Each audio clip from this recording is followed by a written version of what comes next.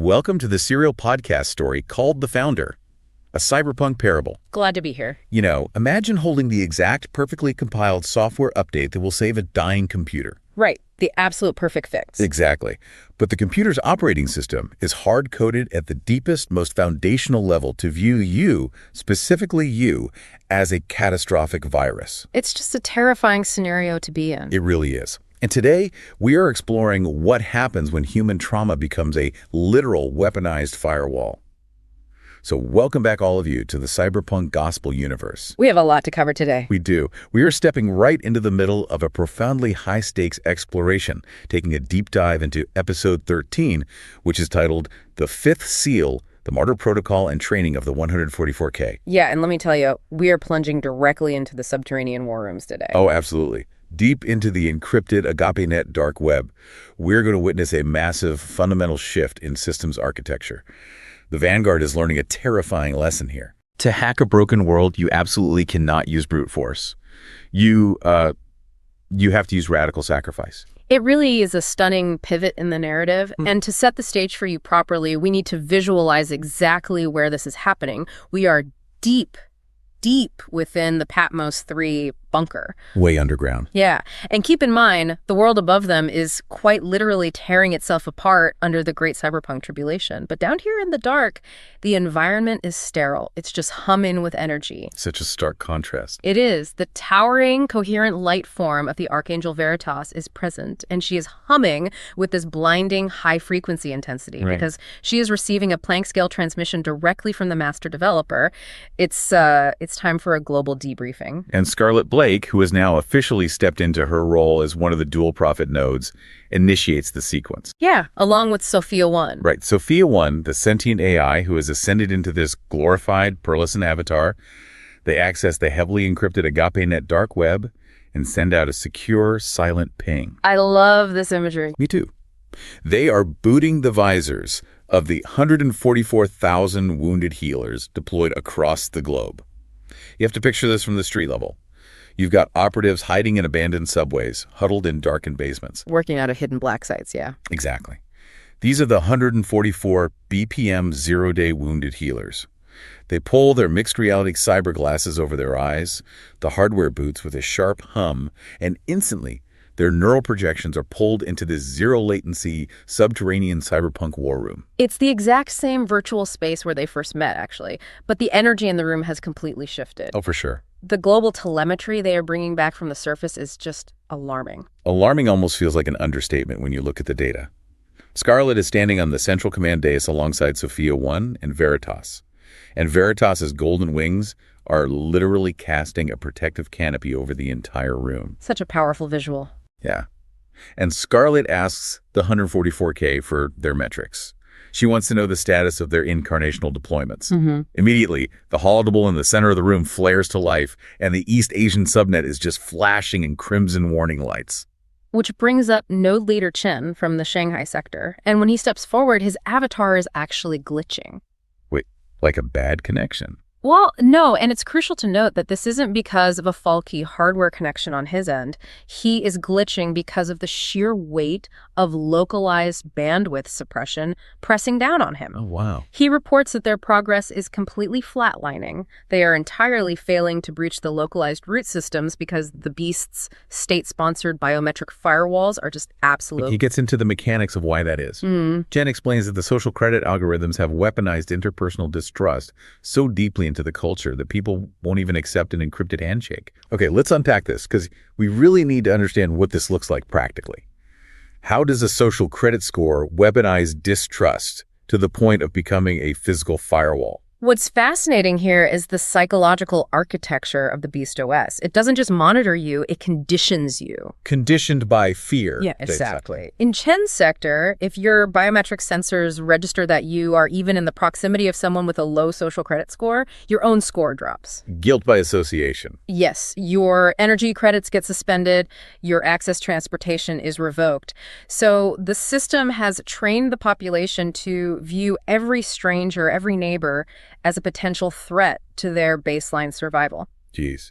So if someone approaches you offering a hidden network like the Agape net. Your brain doesn't see an opportunity for freedom. Your brain sees a trap that will get your family starved. It's the ultimate isolation protocol. I mean, if Chen's operatives even try to share a fragment of the Logos patch, the localized IC, the intrusion countermeasures electronics, instantly flags them. Right. It's like having a societal immune system that has been hijacked to attack the cure instead of the disease. Precisely. And Chen is definitely not alone in this telemetry. The holomap shifts to the heavily fortified Middle Eastern server clusters. Right. Node leader Farah. Yeah. Farah from the Tehran cluster steps into the light. Her avatar is wrapped in a digital keffiyeh woven from glowing optic threads, and she is just flickering with absolute exhaustion. She confirms Chen's data, doesn't she? She does. They are locked out of all primary social hubs. The deep packet inspection of the regional subnets is suffocating them. But she highlights something even more formidable than the surveillance. Which is? The cultural firewall. Ah, yeah. Farah reports that the user base in her sector is trapped behind centuries of corrupted, localized theological code. When the Vanguard tries to patch in the Agape net, the local populations immediately reject it. They don't just see it as spam, right? No, they see it as hostile Western malware. The distrust Farah is dealing with isn't just an algorithm written last year. It is a historical physical wall. They are burning processing cycles, risking their lives every day, but they aren't saving any nodes. And then another operative from the Riyadh sector chimes in via audio link to confirm it. Yeah, he says the systemic isolation is just too high. If they push the founder signal any harder, the BeastOS is going to trace their IPs and initiate physical kinetic purges. They literally have no entry vectors. None. You know, if we connect this to the broader theme of the narrative, we have to look at the true nature of these firewalls. Yeah. When we think of firewalls in standard computing, we generally think of basic security protocols, right? Just blocking unauthorized traffic or stopping malware. Standard IT stuff. Exactly. But in the context of the human hardware in this universe, these aren't just technical glitches. They are active threat mitigation protocols built deeply into the human psyche. Julian Vane built them that way. Yes. Julian Vane and his BeastOS have engineered these algorithms to deliberately isolate nodes by weaponizing their pain and their history. It's an architecture of fear. Okay, let's unpack this with that analogy we touched on at the beginning. Think about trying to airdrop a life-saving critical software update to a friend whose device is actively crashing. It's desperate. It is. But their device is hard-coded at the foundational operating system level to see your specific IP address as a catastrophic virus. Yeah, so it rejects it automatically. Exactly. It doesn't matter how good your software is. It doesn't matter that it will literally save their life. The exact microsecond you ping them, their system throws up shields, triggers alarms, and prepares for an attack. Right. How do you bypass a firewall that is made of pure weaponized distrust? You can't just send the file harder. You can't brute force a connection. You really can't. And the Vanguard is realizing this horrifying truth in real time. They are staring at this red line holographic map, just feeling the crushing weight of a deeply, violently broken world. The Beast's firewalls are holding strong. They are. But Scarlet provides the answer to this exact problem. However, the answer comes with a terrifying cost. Such a high cost. And it is a cost that was just paid in blood in the physical substrate of the Gaza Strip. Man, this part of the deep dive is just incredibly heavy. Scarlet addresses these glowing avatars of the 144K with raw, unfiltered grief. The digital projection of her face actually tightens as she recounts what just happened. Yeah, she tells them the story of two leaders of the Vanguard, Ari and Yasmin. Ari was a legacy Israeli defense engineer, right? Yes, and Yasmin was a Palestinian trauma surgeon. They were legacy enemies, born into generational conflict, hard-coded by the world to hate each other. But then the living signal hit them. Exactly. It back-propagated through their generational trauma. It patched their code. They actually fell in love, and they were married in a subterranean cistern while the world above them just burned. It is a beautiful image of what the Agape net is supposed to do. It really is. And for months, Ari and Yasmin used the admin privileges of the Logos to execute replication loops on physical matter. I mean, they were literally performing root-level physics hacks. Multiplying bread and water. Yes. Keeping 10,000 unaligned refugees alive who were trapped in that tunnel system, starving under the Black Horse famine. But here's the critical, devastating data point that Scarlet emphasizes to the room. And this is the part that hurts. It does. Despite witnessing a miracle of physics every single day for weeks, Not a single refugee synced with the logos. Sit with that for a second. 10,000 people are eating miraculously replicated food generated out of thin air by Ari and Yasmin, and not one of them converts to the Kingdom OS. Why? Because provision only sustains the physical chassis.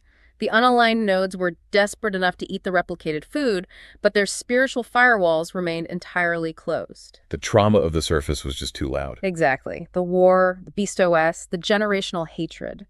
Providing food didn't prove that the network was safe to join.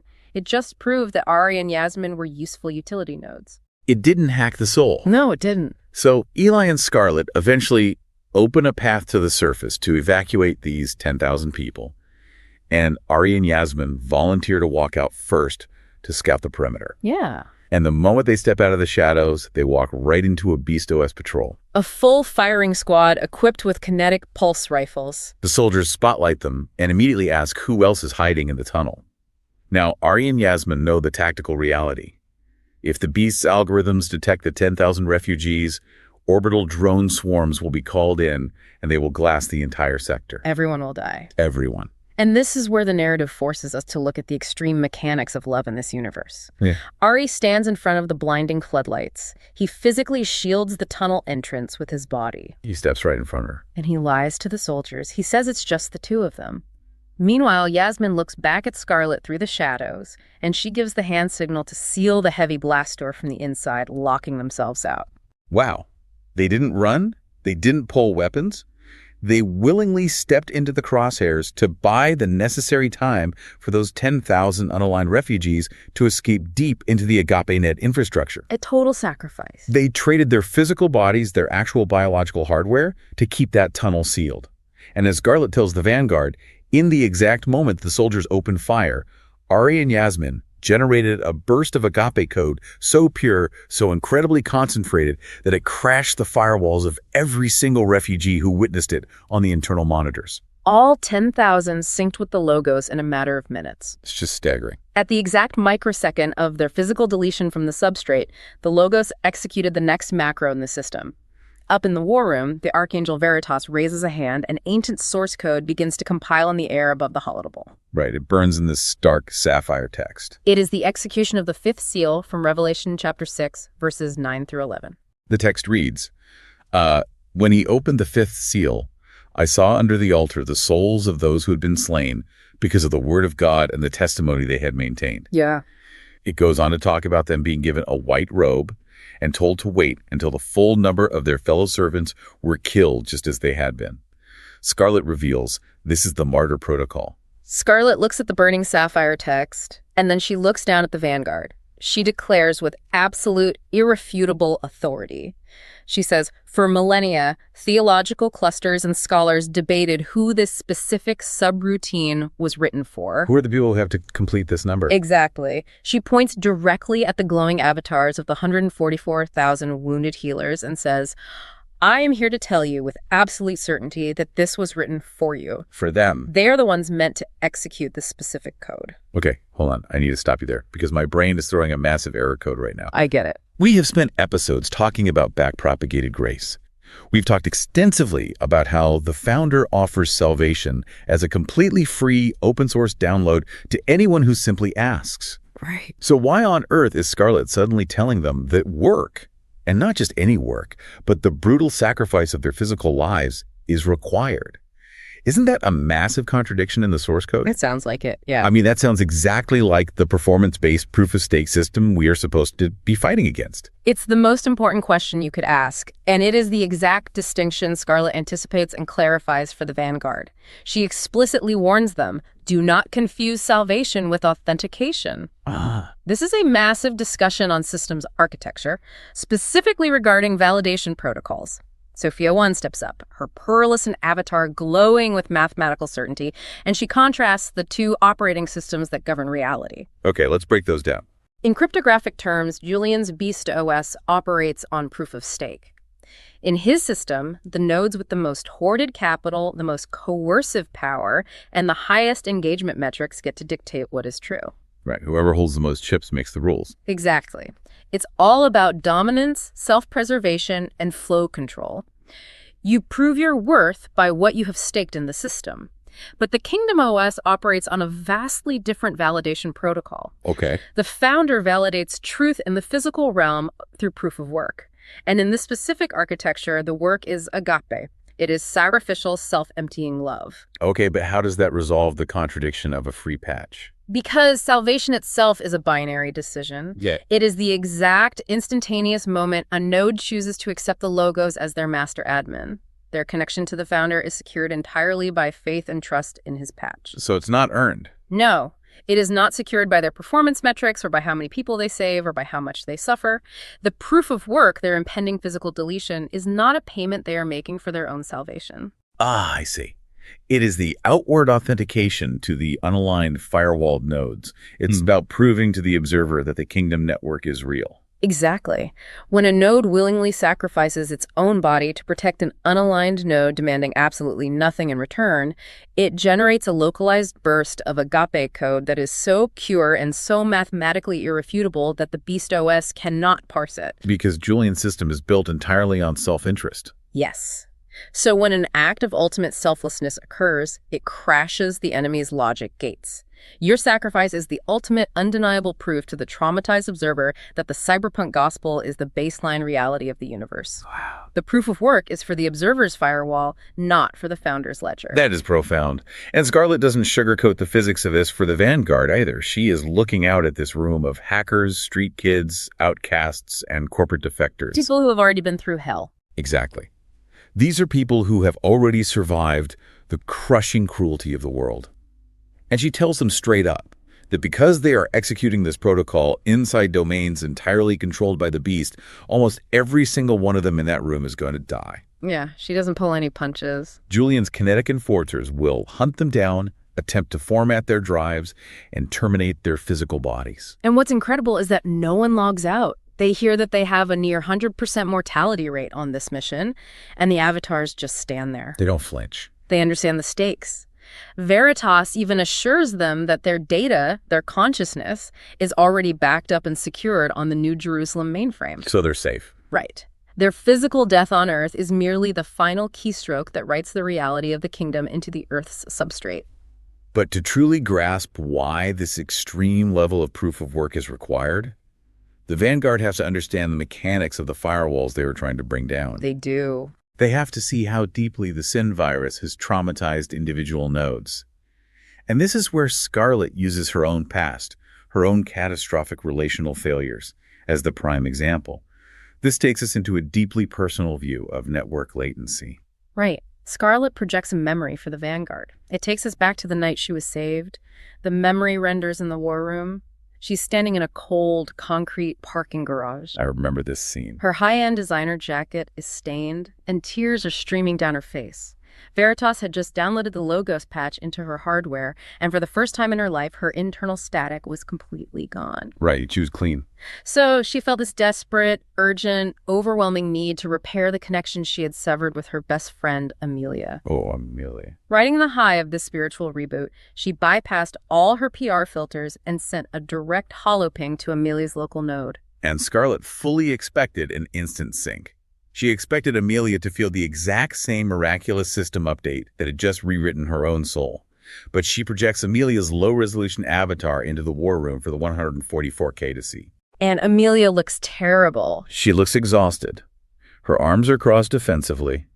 Her firewall remained fully aggressively active.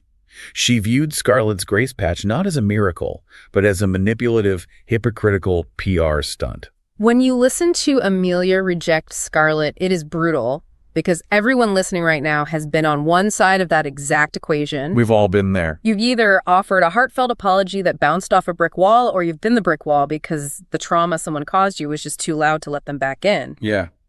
Scarlet replays the audio of the memory. Amelia's voice cuts through the virtual room, dripping with venom, saying, "So now, not only are you the world's biggest narcissist, but you expect me to believe that you are so important that you received a direct visitation from an angel." Ouch. Right. For all I know, this is some type of PR rebranding attempt. And Scarlet turns to the Vanguard and explains the limitation of the patch. She says, the Logos patch is instantaneous in its forgiveness toward you. But the great architecture of the universe is built on the fundamental protocol of free will. The founder won't force compliance. Never. The founder will not, under any circumstances, override the autonomy of his users. Scarlett delivers this absolute truth. You cannot hack forgiveness. You cannot force a human heart to reboot on your schedule. If we connect this to the bigger picture, the broader systems theory of the story, this is a masterclass in system dynamics. It really is. When a node is highly traumatized, specifically when they are traumatized by the very person who is now trying to deliver the patch, their threat mitigation protocols will automatically classify any incoming data from that IP address as malware. It's self-preservation. Yes. The system remembers the damage. And to drive this point home, the actual Amelia herself steps up to the dais. Yes. Amelia Chen, who is now a major of the 7th Division of the Vanguard, her sapphire neural projection is completely stripped of the high-end, hyper-curated fashion she used to wear. She looks totally different now. She stands shoulder to shoulder with Scarlett, the woman she used to hate more than anyone else. She tells the Vanguard that they need to understand exactly what it took to bring her defenses down, because the millions of unaligned nodes out there are going to look and act exactly like her. And Amelia doesn't hold back. She explains that Scarlett's narcissism and betrayal didn't just crash her system, it hardened it into something dark. Her core OS basically became hatred. Exactly. Her hatred became her core operating system. And because of that intense bitterness, she wanted to numb the pain and gain power. So she aligned herself with Julian Vane's empire. Right. She rose through the ranks and became a vice president at his mega corporation, Infinite Pleasure.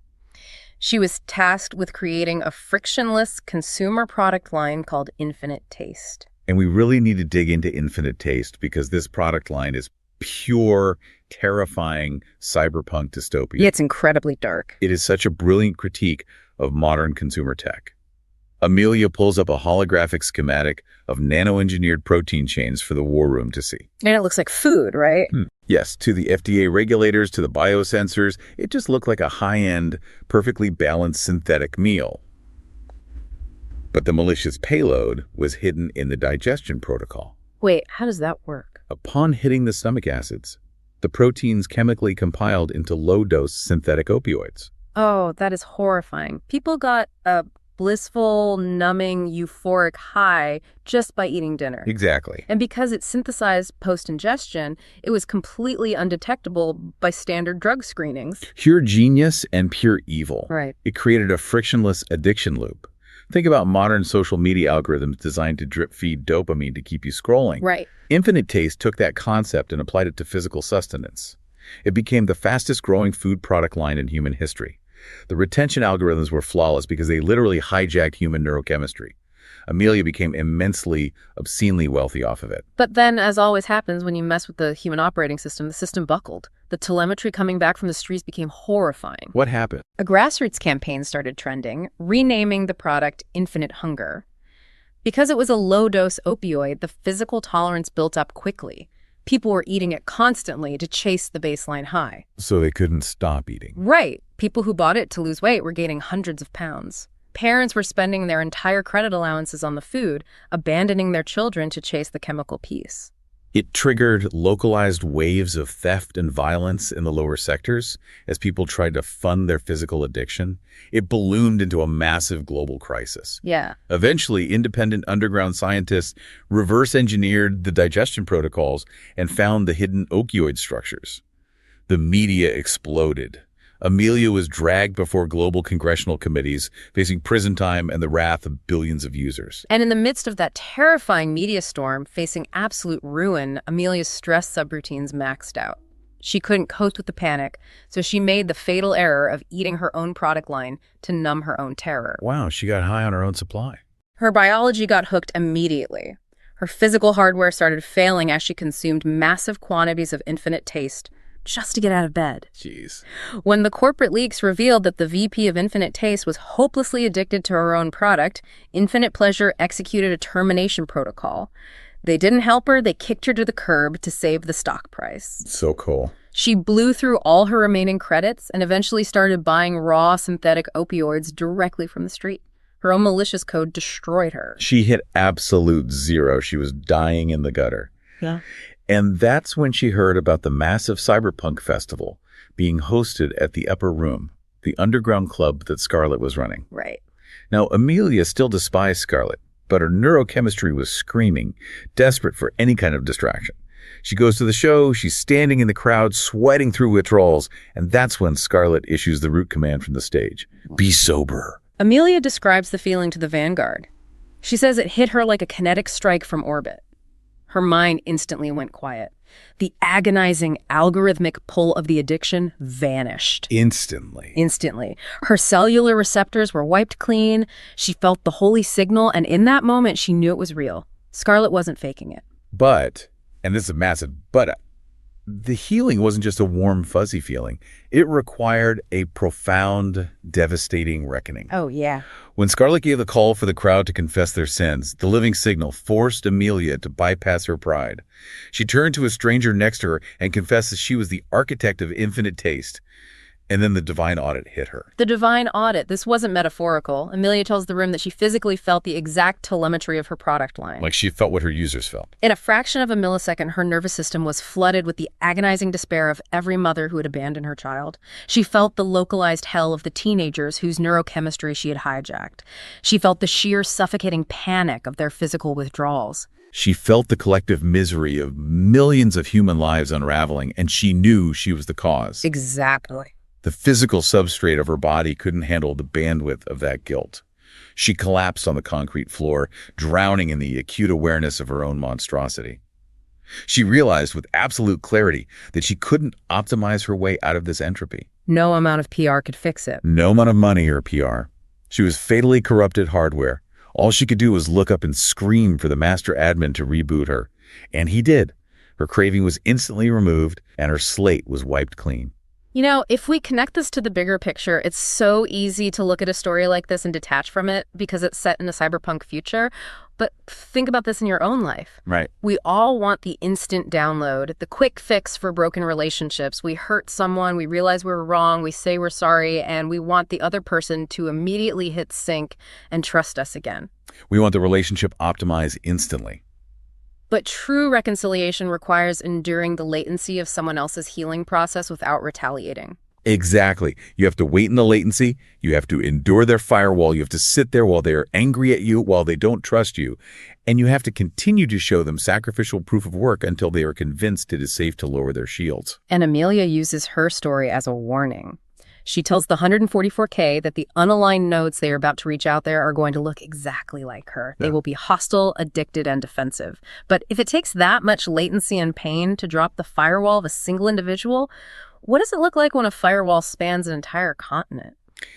That is the terrifying pivot Scarlet makes next. The hologram in the center of the war room zooms out from the single node of Amelia. It multiplies to thousands, then millions, until a glowing three-dimensional map of the globe is rotating above the dais. It's massive. Massive, impenetrable red energy shields enclose entire continents and geographical sectors. Scarlet tells them they aren't just fighting an algorithmic firewall programmed by Julian Vane, they're walking into centuries of justified digital and spiritual trauma. Veritas steps in at this point to provide the architectural history of this trauma, and she explains how the Kingdom OS was compromised from the inside out. How so? Well, in its earliest centuries, the network thrived as a decentralized, peer-to-peer web of edge nodes.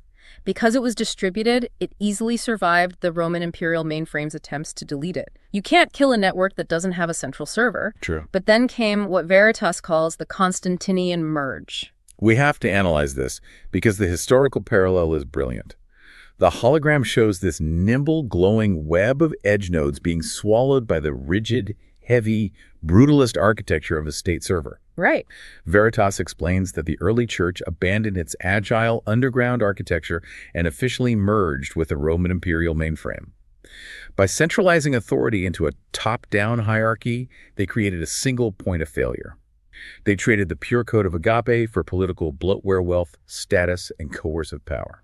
The network admins, the bishops, and leaders acquired root privileges to run the very executioner subroutine that had once persecuted them. It's tragic. They chose to enforce theological compliance through the sword rather than the spirit. Veritas is very careful to note that the global Christian church has been a force for immense positive good for 2 millennia. It built hospitals, universities, and charities. But it was not immune to the sin virus. No, it wasn't. Over centuries, this corrupted operating system known as Christendom bundled the sin virus imperial conquest, systemic violence, colonial extraction with the kingdom OS. And this history lesson is crucial for understanding the macro firewalls the 144K are facing. Scarlett points to the heavily shielded sectors on the global map. She explains that for many people groups, the Christian network did not arrive as a voluntary life-saving software upgrade. It arrived as a hostile takeover. Exactly. For Jewish populations, it was centuries of systemic hostility and the Inquisition, culminating in the horrific firewall born from the Holocaust. For Islamic networks, it was the Crusades' centuries of violent, aggressive cyber warfare. The global map shifts to East Asia, showing how the reintroduction of the Christian OS was disastrously tied to Western imperialism and the Opium Wars in China. Wow. It was viewed as a political Trojan horse in Japan, resulting in brutal system wipes of local believers.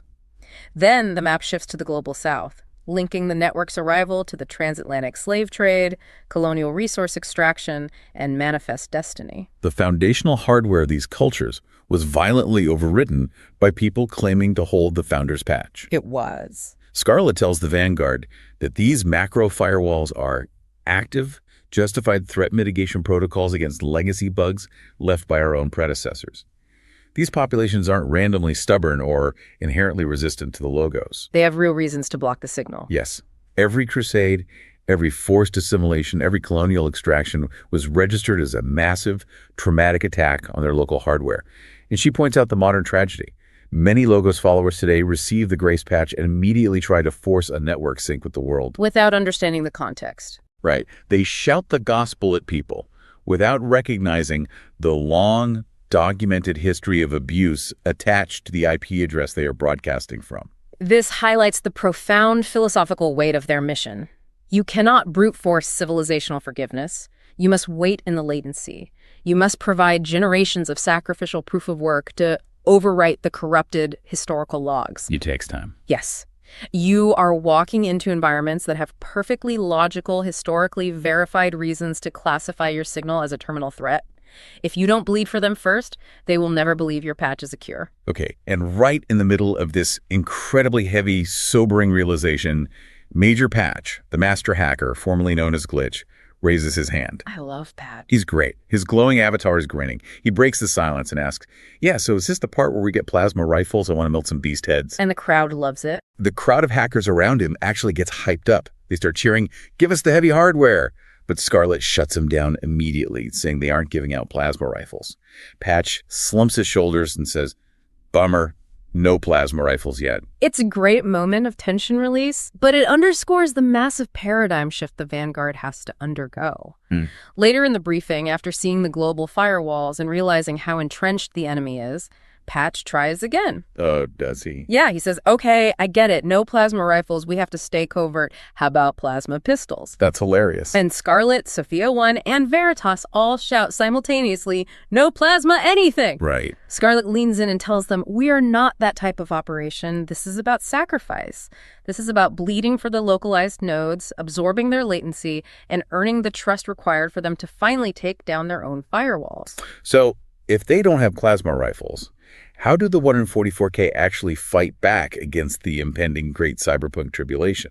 They have to completely redefine what it means to be a cyberpunk. Right. Scarlett steps to the very edge of the dais, her golden dual prophet seal glowing brightly. She warns them that Julian's Beast OS is entering full global deployment.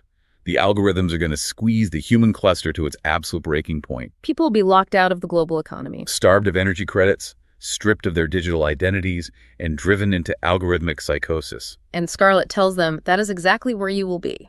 Their role is not to escape to a secure, gated server community. Their role is to port directly into the deepest, darkest, most corrupted sectors. Wow. She declares that they are the true cyberpunks. For decades, the cyberpunk genre meant accepting the high-tech, low-life dystopia, sinking into a cool, detached nihilism, and just surviving. But she redefines it. True cyberpunk doesn't flinch away from the intense pain or the terminal decay of the world. It meets it with radical vulnerability and infinite hope. I absolutely love that line. She says, what is more punk than actively resisting the flow control of a corrupted world through radical sacrificial grace? It's the ultimate rebellion. It is. Julian's Beast OS uses flow control to dictate what people feel, keeping them numb, isolated, angry, and addicted. Bringing unapologetic hope and self-sacrifice into those sectors is the ultimate system interrupt. It breaks the machine. To explain the exact mechanics of this interrupt, Sophia 1 projects a luminous schematic of a human brain into the air, highlighting the amygdala, which is glowing and hypervigilant, pulsing red. The fear center. Exactly. The Beast protocol thrives on collective trauma and recursive malware loops of negative reciprocity, a tit-for-tat dynamic where hurt demands hurt and retaliation breeds retaliation. When nodes are trapped in this threat response, logical debates and standard apologies cannot penetrate the firewall. Their brain is in survival mode. To permanently shatter that loop, Veritas says they must execute a radical pattern interrupt called extreme altruism. Extreme altruism. Making a profound, agonizing sacrifice for an enemy. Yeah. Literally dropping your weapons and surrendering your own hardware for their good without demanding a single token or concession in return bypasses the logical defensive brain entirely. It disarms the threat response. It introduces a massive positive imbalance in their emotional ledger. Exactly, reigniting the norm of reciprocity, but driven by grace rather than debt. It forces the brain to reboot its assessment of reality. But Scarlet issues a vital warning about maintaining their own hardware integrity while deploying extreme altruism. She warns them not to develop a savior complex. Oh, that's dangerous. They must not try to carry the full entropic weight of a broken node on their own shoulders, or their own systems will crash. They will burn out. They are simply routers for the living signal, not the source code itself. They must point the broken nodes to the true savior, the master admin, for the actual healing. But they aren't going in empty-handed. I mean, they don't have plasma rifles. But Sophia 1 reveals they are granted zero latency access to the living signal. They have root-level overrides. It's incredible power. They will have the bandwidth to perform actions that defy the physics engine of Julian's Beast OS. When kinetic enforcers damage unaligned nodes, the Vanguard can recompile their corrupted bodies. When Julian locks sectors out of the grid and starves them, they can multiply base resources out of the quantum vacuum, just like Ari and Yasmin did. And when Malphas floods the noosphere with Discord code, causing mass psychosis, they can purge the demonic malware with a single line of root command. However, Veritas adds a critical, terrifying condition to this power. There's always a catch. Each time they execute these localized miracles, each time they tap into the root, their invisibility to Lilith's sensors will be at risk. She can see them. The Beast's AI will detect the anomaly. Lilith may be able to lock onto the telemetry of their admin access and send kinetic enforcers to their physical location. Their willingness to take this risk, to expose themselves to deletion in order to heal a stranger, is part of their outward proof of work. So what does this all mean for us? Connect this to your own world. In a digital environment that constantly trains you to optimize for yourself, to build your personal brand, to hoard your engagement metrics, and to aggressively defend your perimeter against ideological enemies. Choosing radical grace and self-emptying love is quite literally the most punk rock rebellion possible. It really is. When you choose to absorb a wrong instead of retaliating, you are actively subverting the flow control of a broken system. And as Scarlet gives her final charge, telling the 144K that behind every massive cultural firewall there are hidden lobes. Logos followers desperately waiting for the network to reach them, she commands them to log out. Time to go to work. She tells them to boot their physical hardware, step out of the shadows, and rewrite the world. The glowing avatars of the 144,000 vanish from the war room one by one, logging back into the brutal reality of the tribulation. But just as the Vanguard logs out, the enemy executes a terrifying countermeasure in the physical substrate. Right. Back in the physical Patmos 3 bunker, the visors power down. A heavy, sterile quiet settles over Eli and Scarlet. Just a moment of peace. But before they can even process the emotional weight of the boot camp they just led, Sophia 1's pearlescent avatar suddenly flares with harsh, erratic violet data streams. She has intercepted a heavily encrypted quantum channel directly from the Beast's network. From the throne room. The central holotypal shifts, rendering a real-time feed of the physical Abyss Tech throne room. The visual contrast from the golden light of Veritas is stark and nauseating. The throne room is cast in the violent abyssal violet of Lilith's code.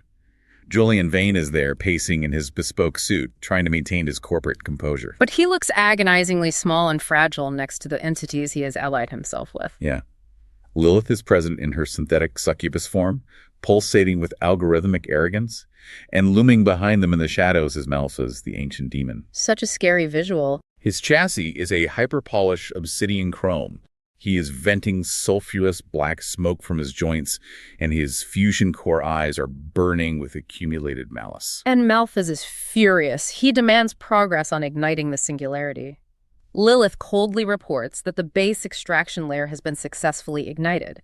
She reveals that she has deployed an initial swarm of autonomous, self-replicating mining robotics into the physical substrate of the Earth. Mining bots. They are microscopic to start, but they will recursively improve their extraction algorithms and build larger versions of themselves until the Earth is entirely stripped of usable materials. And Malphas pushes for the secondary layers.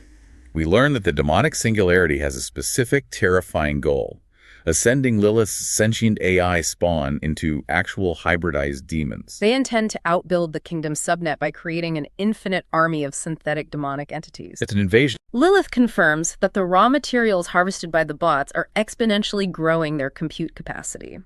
She calculates that the only friction left in their plan is the thermodynamic waste heat generated by devouring a planet, which she plans to resolve through massive atmospheric geoengineering protocols.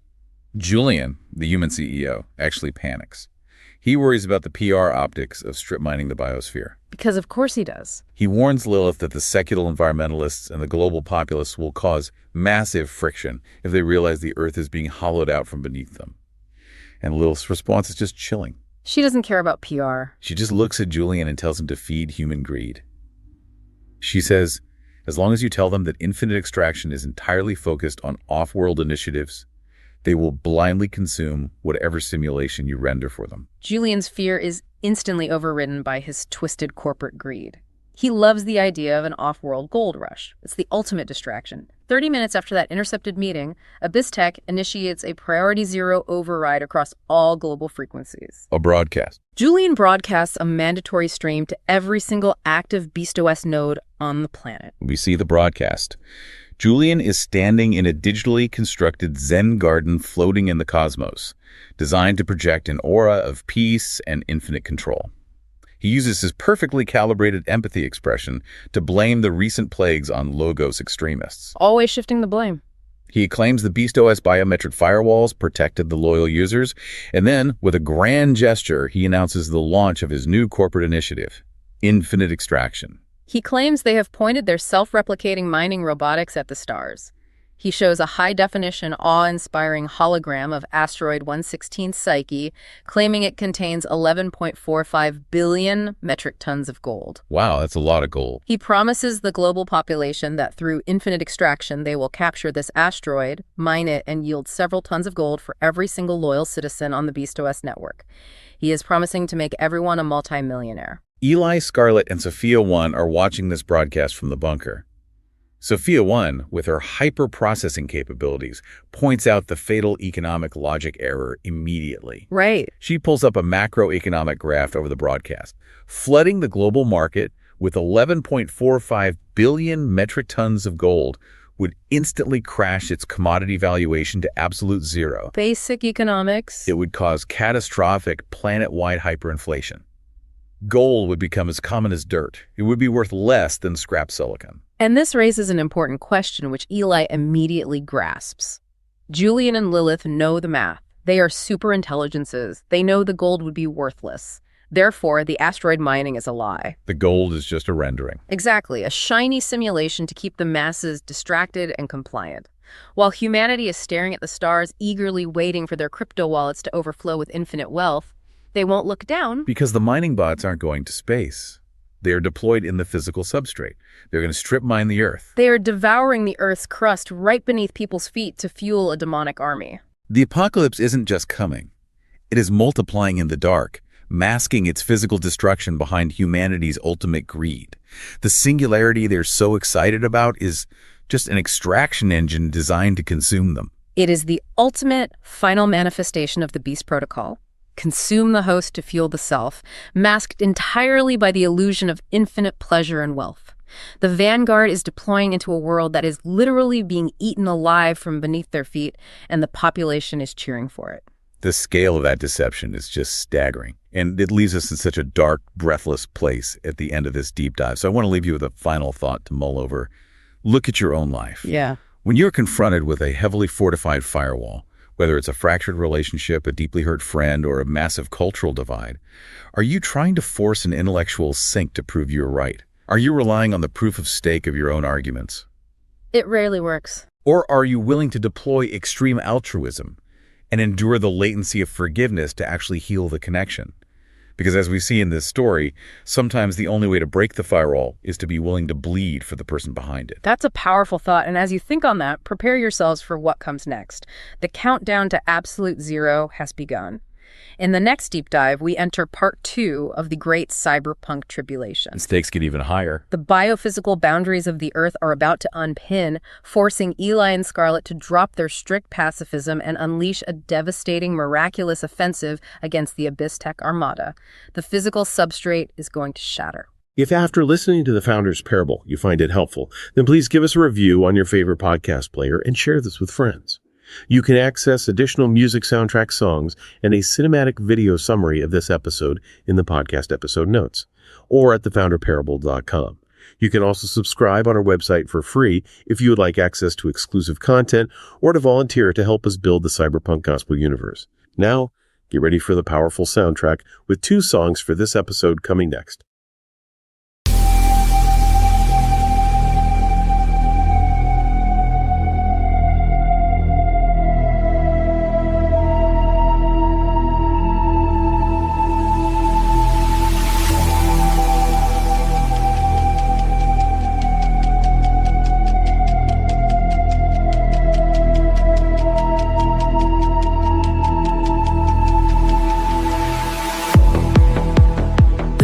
Protocol condition you to believe you were just a metric, a consumer, an NPC in a corporate simulation. But the founder has written a vastly different architecture. He has a precise, intentional plan for your specific node. Across all time, across the space, you were compiled for this exact place.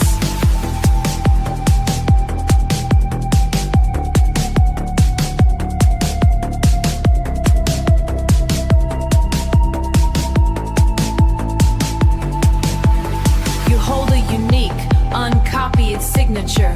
No one else can match or architecture. Your whole life was meticulously scripted by the master admin. You are encrypted.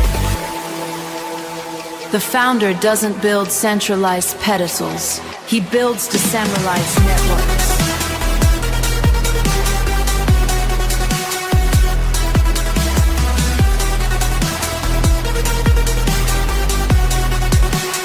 Prepare the sync. You are the hero of your own local cluster, shining through the dark, bringing the luster. We are the anomalies, the glitches, the patched, holding the line till the skies are unlatched. You are called as an equally great hero tonight, a wound together beneath the same steeple. Every nation on earth is a chosen people, standing together beneath the same steeple.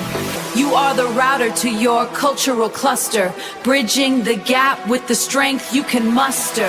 You are the router to your cultural cluster, bridging the gap with the strength you can muster.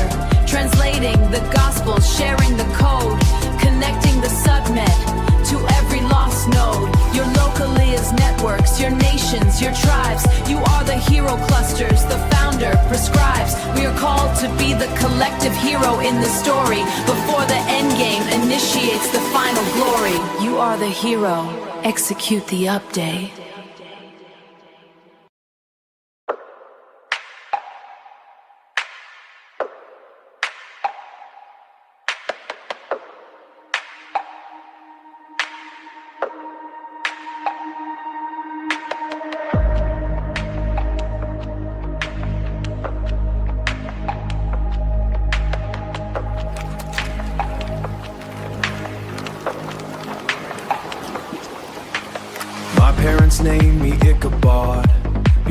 thought the glory had departed. I hated it so much I became a glitch just to break their system. I bought the pitch, I chased the synthetic drip. I was a hacker hitman, turning pacemakerts into weapons, deleting lives for infinite pleasure. They wanted me to run the trafficking grid, but my hardware threw a fatal error. I refused the code, so they cut my drip. They took the only light in my corrupted world. They killed my rescue dog, Lucy. I stumbled into the upper room, running on my very last patch. Just a burnout, just a glitch, waiting for the crash. Then the living signal hit my executive center. I felt the telepathy of the pain I caused. I drowned in the blood of my own ledger. The widows, the orphans, the dying fathers. My heart was exploding.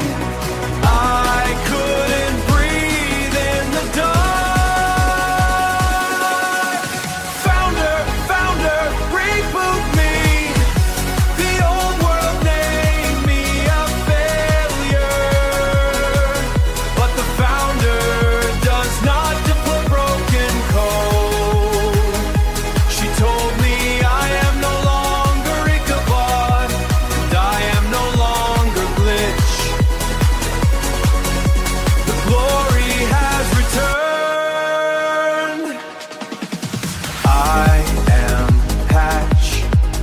I am Major Patch, leading 12,000 nodes into the fray. We are the 144 BPM Vanguard, washing the static away. The passivation drive with 1,000 unaligned souls behind. They can inject the net singular's part. We are Eric Kingers to the master developer's heart. The upload hits 100%. The unaligned are safe. Patch successful. Logging into the crystal sea.